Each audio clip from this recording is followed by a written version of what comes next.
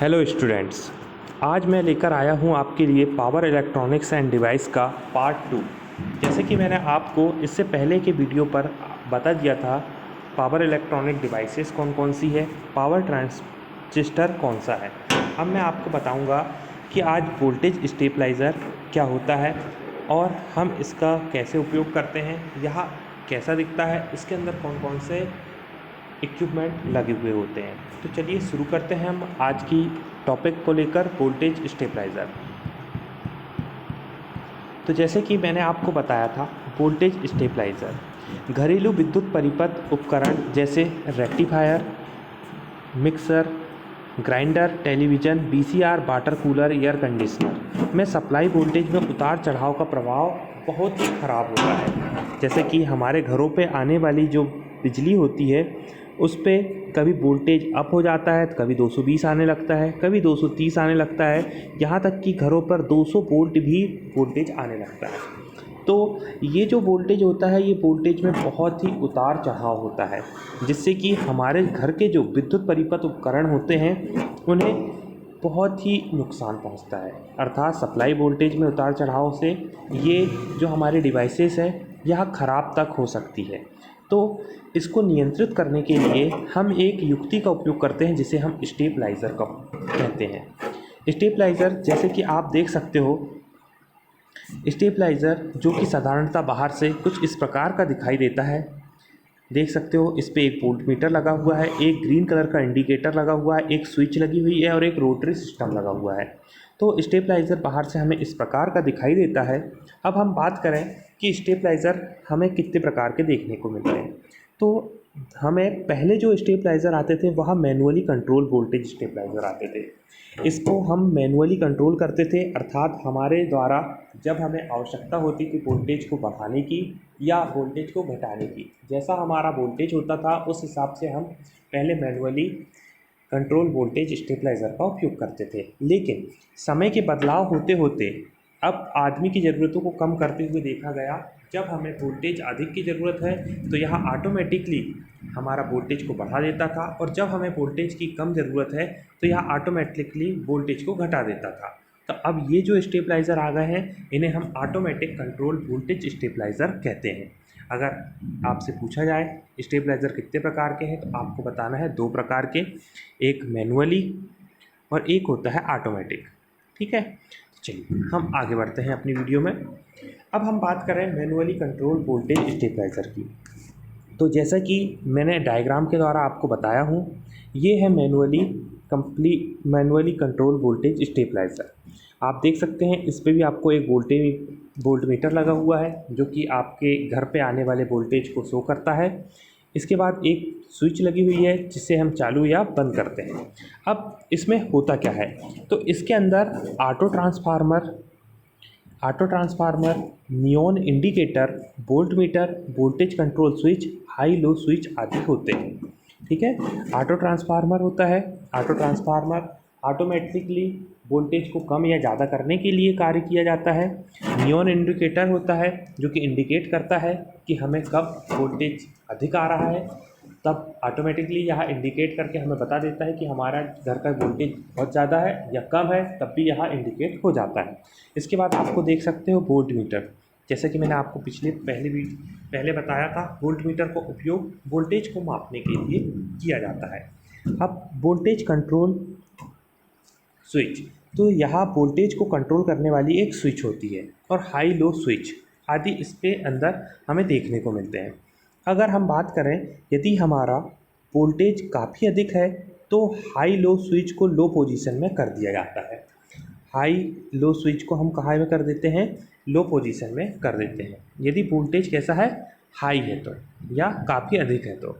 अगर इसके विपरीत अगर हम बात करें कि हमारा जो सोर्स वोल्टेज है यहाँ काफ़ी कम है, तो हमारा जो स्विच होगा वो हाई लो स्विच की स्थिति में कर दिया जाएगा। तो आपको याद रखना है, यदि हमारा वोल्टेज हाई है तो हम स्विच को हाई लो में कर देंगे, और अगर हमारा हाई लो के लो पोजीशन में कर देंगे। अगर हमारा लो आ रहा है तो हम हाई लो के हाई में कर देंगे। इससे हमें वोल्टेज स्टेप बढ़ जाएगा और हमें साधारणतः एक समान वोल्टेज देखने को मिलेगा, जिससे हमारे जो भी उपकरण है वह क्षतिग्रस्त होने से बच जाएंगे। इसके बाद हम बात करें वोल्टेज कंट्रोल स्विच की। तो वोल्टेज कंट्रोल स्विच जो होती है उसका वोल्टेज मान 220 या 230 वोल्ट पर संयोजित किया जाता है, जो कि हमारे घर पे आने वाले घरेलू वोल्टेज का मान है। इसके बाद आप देखोगे पैनल कंट्रोल। तो पैनल कंट्रोल में आपको 3 प्रकार के देखने को मिलेंगे, एक ऑन ऑफ स्विच, एक हाई लो स्विच और एक voltage control. On off switch का उपयोग हम हमारे स्टेबलाइजर को ऑन या ऑफ करने के लिए करते हैं। हाई लो स्विच, जैसे कि मैंने आपको बताया, वोल्टेज यदि अधिक होता है तो हम लो में कर देते हैं, अगर वोल्टेज कम होता है तो हम उसे हाई में कर देते हैं। इसके बाद वोल्टेज कंट्रोल, वोल्टेज को कंट्रोल करने के लिए जिसका उपयोग करते हैं उसे हम वोल्टेज कंट्रोलर कहते हैं। आगे की बात करें हम ऑन ऑफ स्विच, जैसे कि आप देख सकते हो मैंने इसके लिए एक डायग्राम बनाया है। तो डायग्राम में आप देख सकते हो कि हमारे ट्रांसफार्मर से जो घरेलू उपकरणों पर वोल्टेज आ रहा है, जो सप्लाई आ रही है, वह ऑटो ट्रांसफार्मर की मुख्य टेपिंग में परिवर्तित कर दी गई है। अब जब ऑटो ट्रांसफार्मर की मुख्य टेपिंग में परिवर्तित कर दी गई है तो इससे ऑटो ट्रांसफार्मर इसे हाई या लो दोनों प्रकार से कर सकता है। वोल्टेज कंट्रोलर की बात करें तो ये देख सकते हो आप, वोल्टेज कंट्रोलर बाहर से इस प्रकार का दिखाई देता है। इस पर आपको एक नियॉन इंडिकेटर दिखाई दे रहा है और कुछ आपको इलेक्ट्रिक सर्किट दिखाई दे रहे हैं। तो वोल्टेज कंट्रोलर में आपको 7 मार्क वाला एक स्विच देखने को मिलेगा। इसे घुमाकर ऑटो ट्रांसफार्मर की हम टैपिंग को परिवर्तित कर सकते हैं। नियॉन इंडिकेटर देखने को मिलेगा जो यहाँ उपस्थिति को दर्शाएगा कि यहाँ वोल्ट मीटर डायल पर स्थापित है या नहीं, और अगर नहीं है तो यहाँ वोल्ट मीटर को हम डायल पर ही स्थापित कर देंगे। इसके बाद हम बात करें तो वोल्टेज स्टेबलाइज़र। तो वोल्टेज स्टेबलाइज़र का मुख्य सिलाई मशीन में उपयोग किया जाता है, ठीक है, मुख्य सिलाई मशीन में उपयोग किया जाता है। तो ये वोल्टेज स्टेबलाइज़र जो आपको दिख रहा है इसका उपयोग हम इलेक्ट्रिकल सिलाई मशीन में करते हैं, ठीक है। जब बहुत बड़े कपड़े उद्योग होते हैं वहाँ जो मशीनें कार्य करी जाती हैं वहाँ इसका उपयोग करते हैं, क्योंकि वहाँ हमें एक समान वोल्टेज की आवश्यकता पड़ती है। क्योंकि अगर हम सिलाई में देखें तो हमारा जो धागा होगा वह एक समान वोल्टेज पर ही एक सा कार्य करेगा, नहीं तो कभी थोड़ा ज़्यादा और कभी थोड़ा कम। तो इससे क्या होगा, हमारे जो भी उससे हम कार्य कर रहे हैं उस पर हमें क्षति मिलेगी या उससे हमें नुकसान पहुंच सकता है। इसके बाद हम देखें ऑटोमेटिक कंट्रोल वोल्टेज स्टेबलाइज़र। अब ऑटोमेटिक कंट्रोल वोल्टेज स्टेबलाइज़र में 2 एक्समर होते हैं, है ना। एक्समर जो होता है एक प्राइमरी वाइंडिंग का ऑटो ट्रांसफार्मर होता है और एक प्राइमरी वाइंडिंग का ऑटो ट्रांसफर की भांति कार्य करता है। एक्समर का जो उपयोग है इसे ट्रांसफार्मर कहते हैं, है ना। मैंने एक्समर आपको लिख दिया हूँ तो इसका मतलब मैं आपको बता दूँ, इसे हम ट्रांसफार्मर कहते हैं, ठीक। तो ट्रांसफार्मर होता है जिसमें से एक जो होता है प्राइमरी वाइंडिंग का एक ऑटो ट्रांसफार्मर की भांति कार्य करता है और दूसरा जो होता है वह अतिरिक्त ट्रांसफार्मर लगा हुआ होता है। अब जो अतिरिक्त ट्रांसफार्मर है वह relay, diode, zener diode, transistor, resistor, capacitor और पोटेंशियोमीटर होता है, उनसे मिलकर होता है। तो 210 वोल्ट एसी इनपुट होने पर दोनों रिले ऑफ रहते हैं और बाइंडिंग का अंश 2-4 प्राइमरी बाइंडिंग की तरह कार्य करता है। लेकिन अगर यहाँ 210 वोल्ट से हमारा इनपुट 230 वोल्टेज हो जाए तो जो रिले होगा वह उत्तेजित हो जाएगा और प्राइमरी बाइंड का अंश घटकर 3 से 4 रह जाएगा, जिससे कि जो हमें आउटपुट पर 230 वोल्टेज प्रदान करने लगेगा, ठीक। तो हमारा जो 210 वोल्ट या कम वोल्टेज हमें मिला तो रिले उत्तेजित होने के कारण हमारी बाइंडिंग अंश घट जाएगी और हमें अच्छा वोल्टेज या 230 वोल्टेज मिलने लगेगा।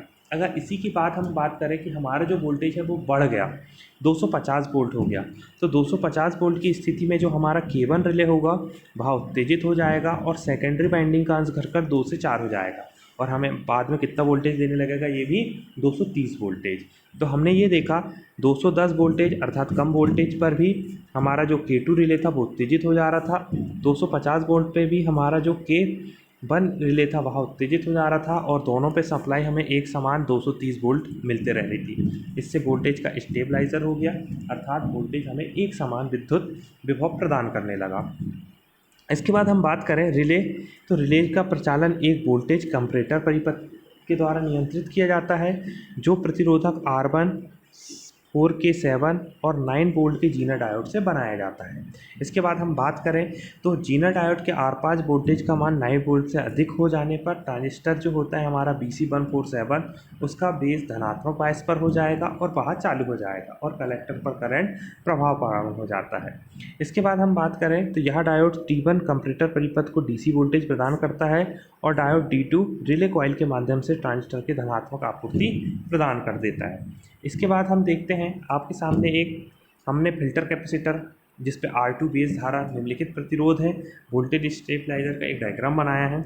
आप देख सकते हो ऑटोमेटिक कंट्रोल वोल्टेज स्टेबलाइजर को रेफ्रिजरेटर और AC में उपयोग किया जाता है। ये भी आपको याद रखना कि हम ऐसी जगह यूज़ करेंगे ऑटोमेटिक तो जहाँ हमारे जो इक्विपमेंट है वो बड़े और महंगे हो, तो रेफ्रिजरेटर, टीवी, AC आदि में हम इसका उपयोग करते हैं। ये एक हमारा बाईपास फिल्टर बनाया गया है हमारे द्वारा, एक बाईपास सर्किट यहाँ से बना दिए, यहाँ से कंपनसेटर वोल्टेज स्टेबलाइजर सर्किट है हमारा, और ये हमारा सैम्पलिंग सर्किट है। इसका अध्ययन मैंने आपको बहुत अच्छे से हमारी क्लास पे करवा चुका था। इसके बाद हम देखें यूपीएस। तो यूपीएस तो जैसे कि आप जानते ही हैं AC पावर सप्लाई प्रदान करने के लिए हम अनरिप्टेड पावर सप्लाई, जिसे हम यूनिरिप्टेड पावर सप्लाई या यूपीएस के नाम से जानते हैं, यह एक AC पावर सप्लाई प्रदान करता है। इसका उपयोग हम कम समय के लिए पावर सप्लाई को लगातार बनाए रखने के लिए करते हैं। आप देख सकते हो घरों में इन्वर्टर या आपके कंप्यूटर में यूपीएस की मदद से आप कंप्यूटर को ऑन करते हो। इससे होता क्या है, अगर एकदम से आपकी बिजली या लाइट चली जाए तो आपका जो कंप्यूटर है वह चालू रहे, और जिससे कि आप उसमें जितने भी काम हो रहे हैं उसे प्रोसेसिंग सही से कर उसे शट डाउन करें। जिससे एकदम से अगर पावर ऑफ हो जाए तो आपके कंप्यूटर की जो पावर सप्लाई होगी या बहुत सारे उस पर लगे हुए CPU, बहुत सारे मॉनिटर, ये जो भी होंगे ये ख़राब होने से बच जाएंगे। अगर यूपीएस नहीं होगा तो ये डायरेक्ट बंद होंगे, जिससे आपका डाटा का भी लॉस हो सकता है और साथ ही साथ ख़राब होने की संभावना भी बढ़ जाती है। यूपीएस के अंदर की हम बात करें तो इन्वर्टर परिपथ लगा हुआ होता है और बैटरी चार्जर लगे हुए होते हैं। सबसे ज़्यादा यूपीएस में लेड एसिड बैटरी का प्रयोग किया जाता है। ये बहुत ही IMP क्वेश्चन है, कई बार आपसे पूछा गया है। लेड एसिड बैटरी का उपयोग हम करते हैं यूपीएस के अंदर। इसके बाद हम देखें यूपीएस से, तो यूपीएस भी आप दो प्रकार से देख सकते हो, एक हम ऑनलाइन यूपीएस का यूज़ करते हैं और एक ऑफलाइन हम यूपीएस का यूज़ करते हैं। ऑनलाइन यूपीएस जो होता है वह पावर सप्लाई बंद होते ही तुरंत एक्टिव या ऑन होने की क्षमता रखता है। मुख्य पावर सप्लाई के ऑफ हो जाने पर पावर सप्लाई को लगातार बनाए रखता है। यूपीएस में पावर सप्लाई हमेशा इन्वर्टर से प्राप्त की जाती है, ये आपको याद रखना है, इन्वर्टर से प्राप्त की जाती है। जब मुख्य पावर सप्लाई ऑन रहती है तो यूपीएस में लगी बैटरी पुनः चार्ज हो जाती है। ये भी आपको याद रखना है कि अगर लाइट आपकी आ गई तो यूपीएस एकदम से चार्जिंग मोड पर चला जाएगा। ऐसा नहीं कि अगर आपकी लाइट आ गई तो यूपीएस से ही आपका कंप्यूटर चल रहा है और आपको फिर से लाइट के पास जाना पड़ रहा है, ये सब नहीं। यूपीएस में अगर आपका लाइट आ गई तो आपका यह चार्जिंग मोड पे चला जाएगा और आपके यहाँ उत्पन्न विद्युत से ही आपका कंप्यूटर चलेगा। इसमें बैटरी चार्जर किट का एक रेक्टिफायर सर्किट लगा होता है जो AC को DC में रूपांतरित करता है। जैसे कि हम पहले भी बता चुके हैं, रेक्टिफायर का काम होता है AC से DC को बनाना, ठीक है। फिर इसके बाद हम इन्वर्टर का कार्य DC से AC में रूपांतरित कर देता है। बिल्कुल, इन्वर्टर हमारे घरों के इन्वर्टर भी DC से AC में रूपांतरित कर देता है। अब पावर ऑन की स्थिति में हमें रेक्टिफायर, इन्वर्टर व फिल्टर परिपथ की सहायता मिलती है। इससे AC बैटरी चार्ज की जाती है। जब पावर ऑफ की स्थिति में रहता है तो AC हमें बैटरी, इन्वर्टर व फिल्टर परिपथ की सहायता से मिलती रहती है। आप देख सकते हैं ऑनलाइन यूपीएस का यह डायग्राम है। 230 वोल्टेज की आपकी सप्लाई आई, यहाँ आपका EMI फ़िल्टर लगा हुआ है जो आपकी वोल्टेज को फ़िल्टर करके ट्रांसफार्मर पर पहुंचाएगा। ट्रांसफार्मर से हमें AC करंट मिलेगी। AC करंट, यहाँ हमारा रेक्टिफायर लगा हुआ है, रेक्टिफायर फ़िल्टर की मदद से शुद्ध DC हमारे बैटरीज पे पहुंचाएगा और बैटरी के पास जो लगा हुआ इन्वर्टर है यह फिर ट्रांसफार्मर की मदद से हमारे कंप्यूटर तक शुद्ध AC के रूप में पहुंचाएगा, जिससे कि हमें आउटपुट में बहुत ही अच्छी और लगातार स्टैटिक बाईपास स्विच के तहत हमें कंप्यूटर पर सप्लाई मिलती रहेगी। ऑफलाइन यूपीएस की बात करें तो ऑफलाइन यूपीएस जो होता है ऑन तथा ऑफ होने के लिए इसे AC सेंसर पर निर्भर करना पड़ता है। पावर सप्लाई ऑन होने पर AC सेंसर स्विचिंग की स्थिति 1 पर कर देता है और पावर ऑफ पर यह 2 पर कर देता है। जब पावर सप्लाई ऑन रहती है तो बैटरी चार्जर किट बैटरी को चार्ज करते रहता है। इसके बाद हम देखते हैं, जैसे ही मुख्य सप्लाई ऑफ होगी तो इन्वर्टर बैटरी द्वारा पावर सप्लाई को लगातार बनाए रखता है। ये देख सकते हो आप, यूपीएस है, इस पे 3 लाइट आपको देखेंगे। एलईडी येलो लाइट जो होता है वो बैकअप के लिए होता है, रेड लाइट आपके फॉल्ट के बताता है, और ग्रीन लाइट आपके नॉर्मल यूपीएस को बताता है, और एक आपको पावर स्विच भी देखने को मिलती है। तो ये बाईपास लाइन का मैंने एक डायग्राम बनाया हूँ, इसे भी मैं समझा देता हूँ। इनपुट की एक बाईपास, अर्थात हमारा जो भी आउटपुट है वहाँ बाईपास मिल जाता है यदि लाइट हमारी चल रही है, लेकिन लाइट बंद होती है तो हमारा एक फ़िल्टर करेक्शन लगा हुआ होता है। उसके बाद हमारा चार्जर या इसके अंदर बैटरी लगी हुई होती है, रेक्टिफायर, इन्वर्टर हमारा फिर एसी से डीसी कर देता है, और हमारे जो भी इक्विपमेंट है उसे इन पूरे बाईपास और फिर यहाँ उससे पूरा इन्वर्टर से होकर या यूपीएस से होकर हमें आउटपुट मिलने लगती है। अब हम बात करें एडवांटेज ऑफ यूपीएस की, तो यूपीएस से हमारी पावर सप्लाई लगातार बनी हुई होती है। पावर सप्लाई के ऑफ होते से ही इलेक्ट्रॉनिक डिवाइस को बंद करने में समय मिल जाता है ताकि उसे क्षतिग्रस्त होने से बचाया जा सके। इसका उपयोग कंप्यूटर में पावर सप्लाई को लगातार प्रदान करना, ट्रांसमीटर, टेलीस्कोप आदि को पावर सप्लाई प्रयोग करना। अब मैं आपको कुछ एमसीक्यू क्वेश्चन जो कि पिछले कुछ समय पर आए हुए थे उनके बारे में बताऊँगा। तो चलिए पहला हम शुरू करते हैं, थायरास्टर समूह का सदस्य नहीं है। तो आप लोग जान सकते हैं, आप SCR सिलिकॉन कंट्रोल रेक्टिफायर बिल्कुल थायरास्टर का समूह है। ये GTO भी आपका थायरास्टर समूह का है। ट्रायक, ये ट्रायक होगा, ट्रायक भी आपका थायरास्टर समूह का है। BGT बायपोलर जंक्शन ट्रांजिस्टर आपके थायरास्टर ग्रुप का सदस्य नहीं है। तो इसका जो आंसर आएगा वो आएगा BJT। इसके बाद क्वेश्चन पूछा गया है, सिलिकॉन नियंत्रित रेक्टिफायर या सिलिकॉन कंट्रोल रेक्टिफायर सिलिकॉन का बना होता है, क्यों बना होता है? जैसे कि मैंने आपको बताया था कि सिलिकॉन की तापमान सहने का सामर्थ्य अच्छा होता है और पावर भी इसकी अच्छी होती है। तो इसका जो आंसर आएगा, उच्च तापमान सामर्थ्य है और उच्च पावर सामर्थ्य है। तो ए और बी दोनों इसके आंसर हैं, क्योंकि दोनों इसकी अच्छी होती है, इसलिए हम सिलिकॉन रेक्टिफायर किसका बनाते हैं? सिलिकॉन का। SCR के टर्मिनल होते हैं, तो देखो मैंने आपको बताया था SCR के 3 टर्मिनल कल ही बताई थी मैंने आपको पिछली वीडियो में, एनोड, कैथोड और गेट, ये 3 इसके टर्मिनल होते हैं। तो हम सीधे के सीधे इस पे चले जाएंगे डी नंबर पर। अगले क्वेश्चन की ओर बढ़ते हैं। अगला क्वेश्चन है हमारा, SCR शक्ति के खालिस्तान हेतु में काम में लिया जाता है। तो SCR आप जान सकते हो एक इलेक्ट्रॉनिक डिवाइस है। इलेक्ट्रॉनिक डिवाइस होने के लिए हम SCR का रेक्टिफायर को कंट्रोल करने के लिए इसका उपयोग करते हैं। तो रेक्टिफिकेशन बिल्कुल गलत, परिशोधन के लिए नहीं करते हैं, प्रतिलोम इन्वर्सन के लिए भी नहीं करते हैं, रेगुलेशन के लिए नहीं करते। तो इसका आंसर आएगा उपरोक्त में से कोई नहीं। SCR खालिस्तान का बना होता है, ये फिर से वही क्वेश्चन रिपीट हो गया, अभी हमने देखे थे सिलिकॉन का बना रहता है उच्च सामर्थ्य और उच्च पावर के लिए। SCR में खालिस्तान PN संधि जंक्शन होते हैं, जैसे कि आपको मैंने बताया था 3 इसमें तीन जंक्शन होते हैं और 4 लेयर होती है। तो इसका आंसर आएगा बी। अगली क्वेश्चन की ओर बढ़ते हैं हम। SCR खालिस्तान व खालिस्तान का मिश्रण होता है। तो देखिए SCR सिलिकॉन कंट्रोल रेक्टिफायर, तो आपको समझना है कि यहाँ SCR जो होता है वो रेक्टिफायर और ट्रांजिस्टर दोनों का मिश्रण होता है। तो इसका आंसर आएगा बी। SCR को खालिस्तान टर्मिनल से नियंत्रित किया जा सकता है। तो देखिए नियंत्रित करने के लिए मैंने आपको बताया था एनोड और कैथोड से हम नियंत्रित नहीं कर सकते, तीसरा जो टर्मिनल होता है गेट, इससे हम नियंत्रित कर सकते हैं। तो इसका जो आंसर आएगा वो आएगा गेट। इसके बाद SCR एक ट्रिगर युक्ति है। तो ट्रिगर युक्ति की बात करें तो SCR रेक्टिफायर कंट्रोलर है, इसलिए ये धारा को रेक्टिफाई या धारा को ट्रिगर करता है। तो इसका आंसर आएगा धारा। SCR के खालिस्तान बंद होने पर प्रवाहित होती है। तो SCR के बंद होने पर क्या प्रवाहित होती है? तो SCR के बंद होने पर हमारा जो होगा लो करंट या निम्न क्षरण धारा, इसका आंसर आ जाएगा। SCR के उच्चतम सामर्थ्य है, बिल्कुल बार बार पूछे जाने वाला क्वेश्चन है, इसका आंसर आएगा 150 से 160 डिग्री इसकी सामर्थ्य होती है। अगला, SCR बंद हो जाता है जब, SCR कब बंद होगा? जब एनोड धारा 0 तक घट जाए। तो एनोड धारा 0 तक घट जाती है तभी SCR बंद हो जाता है। तो इसका आंसर आएगा ए। इसके बाद हम बात करें SCR को जब चालू किया जाता है तो वोल्टेज का मान कितना होता है? तो देखिए अगर हम SCR को चालू करते हैं तो इसके जो वोल्टेज का मान होता है वो 1 वोल्ट होता है ना।